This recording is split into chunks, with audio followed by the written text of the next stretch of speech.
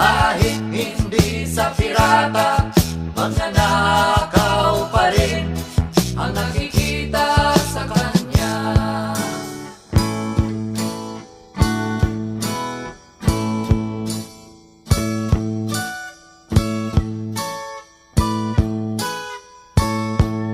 May nagnanakaw ng oras, talino at pawis, pati ang galing kung minsa'y ninanakaw din.